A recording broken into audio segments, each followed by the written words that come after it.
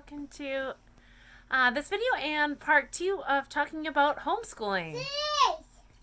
Hey, kids, I'm out here in the library with my youngest 2 little girls, so hopefully they can try to stay quiet as they play some games there and stuff together while I'm out here and do this video talking more about homeschooling. Okay, so when I wrote some notes for that, kind of the next things I want to talk about that was kind of in line with what I was previously talking about my first one, part 1. If you haven't watched it, you might want to take the time to do so now. And then I already know I have some more that I'm going to be for part 3. So just some, more thoughts I'd like to share about whoever is homeschooling that, could be a kind of encouragement, and they might need to hear it. I just want to share it, and then what I kind of wanted to talk about then in this one is just which I kind of covered was different approaches to education, and they can kind of look different than just following a set curriculum, a set books, which at first I didn't really realize that. Like, you just felt I had to follow the books, everything completely, and I just wanted it. Well, it was easier. Like I said, I wanted something kind of hands off for me. So, because when I started having, after my oldest son started schooling, and my next son, I couldn't really help everyone, so I needed the older ones to be on their own, and then I could help more with the younger ones, and so. It really did help to have just a good set curriculum in that way. But now I'm realizing that education, homeschooling, can really look, maybe quite different for everyone. It doesn't have to just be that, by the book approach.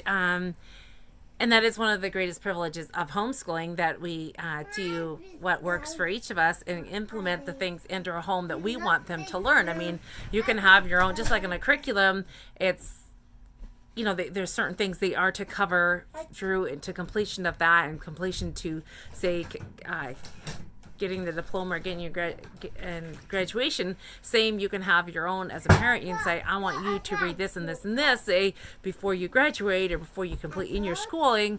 This is what we're going to learn. It's the same kind of like whatever is in the curriculum. You're expecting your child to do that, and if you like whatever's in there, and they may have curriculums that cover everything that you want, but if there's something else that you're wanting them to cover, actually, I read a lot of books myself. I'm into a lot, and there's some of them that I read, I was like, I would like the kids to read this, and so I read them as devotions or something to them that way, or I read them whenever I can do them. But then as they get older, I realize too, as my kind of a young adult, so I'm like, hey, I could have this as required reading. Say, okay, your schooling's not done until you cover these books, or put it into their certain grade level or something. I mean, it can't be something that, it's going to be something they're going to, kind of willingly be able to do, right? So one of the things I'm looking at this year and just kind of on out is making sure that we implement a lot of the things that we're wanting them to learn in life for the Christian aspect, like evangelism, and being able to know how to present the gospel to someone, and just with boldness and with confidence. And the more confidence we have in it, and know how to present the gospel, and know how to share it, and right from kind of the beginning to the end of the gospel story, then we can share that more with boldness and with courage when we have that. And of course, that is one of the most important things for them to learn in life and in our school. I realized, several years had gone by. I had parented and homeschooled several years before, I realized, like, wow, these are some things that we should be being taught, regularly and in our school, not really like necessarily should have been just a part of the curriculum, but a part of us in our home, and teaching this, like, how to present the gospel, and how to share that effectively, efficiently, and boldly with others. And of course, we had Bible-based school all the way up, Bible-based, and then I would read to them in the morning and read to them again in the evenings in a devotion. We were doing that, but then I don't know, I guess, like, somehow I feel I wasn't instructing them in a way that here's the clear cut gospel message, and this is how we can be able to present it to someone else, because there's really neat kind of when you I've watched a lot of YouTube videos now about how to present the gospel, like say 5 easy steps, or in 3 minutes how to present the gospel message efficiently, and so there's is kind of like a tactic, and a good way to learn that. And I can't say that I felt that I knew that for myself, and so I'm like, yeah, I want to know that, and I want to be able to share that to children, because after all, that's what we're here for, to shine our lights. We're to have that faith in God, and not just for ourselves, but to be able to present that to others, to be a shining light, and to be able to ultimately bring as many people to the Lord as we can, or to plant the seeds, to do our part. Like he said, the harvest is great, but the laborers are few, and pray ye therefore the Lord of harvest would send in laborers. Is another place that Jesus said, look, the fields are white unto harvest, and that is that there isn't sufficient laborers, and that's how we need to be ourselves as Christian people and Christian parents, to be the laborers of presenting and bringing the gospel to others, and to train up those to do that too. That's one of our roles, is train them up in that, to be able to shine their light, and to play the role that we're to play as a Christian. We're not just to be able to save ourselves, so to speak, but to to have the saving faith in Christ, for both ourselves, and to be able to share that with others, and that is our biggest role in life, and our goal in life. And so that's what we want to share with others, as not just feeling like, okay, we're saved, but there's so much more, right? So maybe I'm working more into this, and this is talking about homeschooling, but it all ties together. I mean, our Christian life and homeschooling ties together. It's just all rolled in up in one. Like I said, this is what all that we're needing to be teaching our children. And so I can't remember what all I shared in the last one, but it was kind of like our children, of course, learn in different ways, different levels. Some will learn better hands-on. Someone else maybe will learn just by reading about it, reading how to do that certain thing. Others got to just do it.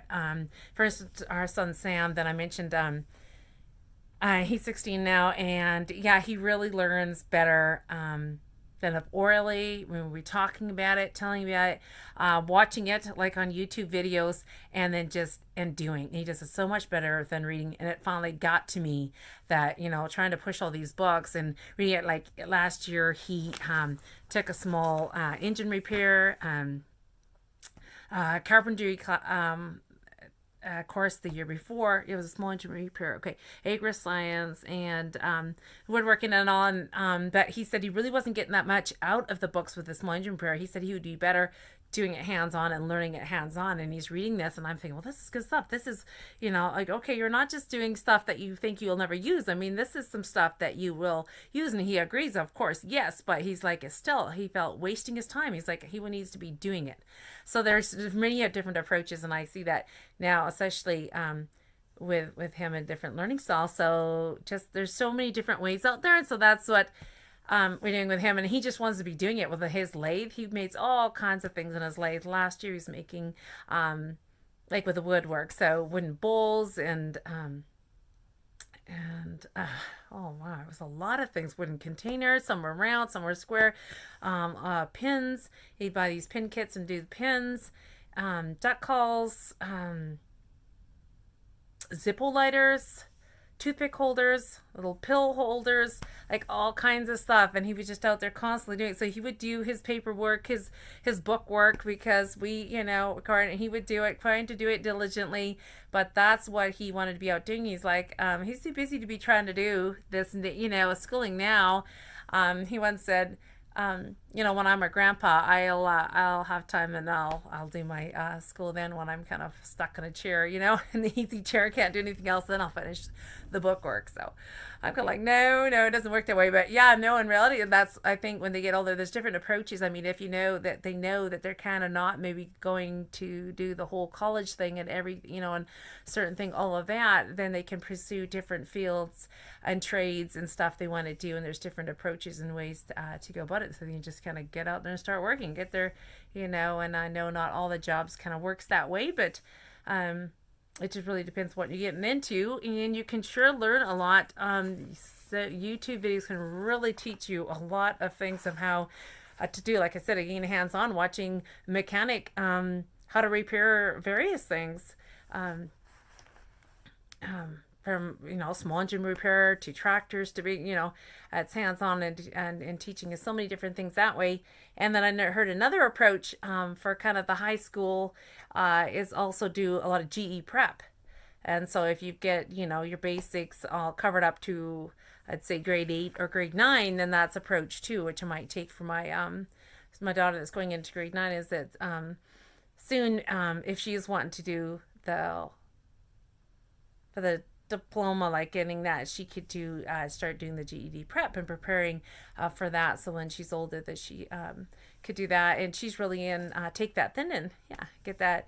She's really into the music and the Christian dance, and really wants to pursue that. And so then we'll try to work towards that so she can learn that in the songs. That's one thing that's, I said, learning how to present the gospel message, but there's a real ministry in song. If you can, you're gifted in with your voice and the singing, and then in kind of like drama or it's like the performing arts, but with the Christian, to present a message. When you're talented and gifted in that, you have quite a platform.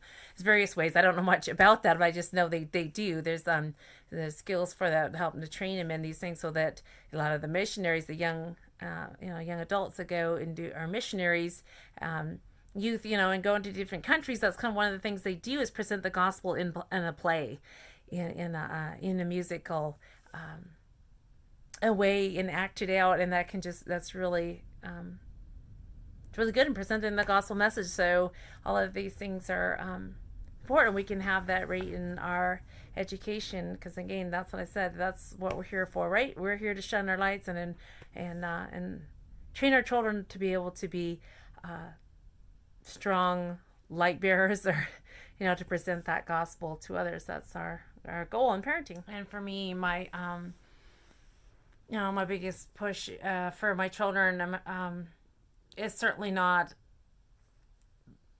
high on the academics, as far as in pursuing what are they going to do that's going to make the biggest income, or this, and that way you can see of what I've already shared, is that is not to be our goal in life. And yes, I know that my children need to have a good solid education, so they can go ahead and in this world, as long as we're in here, we need to have an income to take care of ourselves, provide, to pay the bills for housing for our family, but in America, there's the American dream that is too driven after, and in among Christians, and us and all. I know that we have been guilty of that too, where our biggest drive, where money can almost be the driving force of decision making.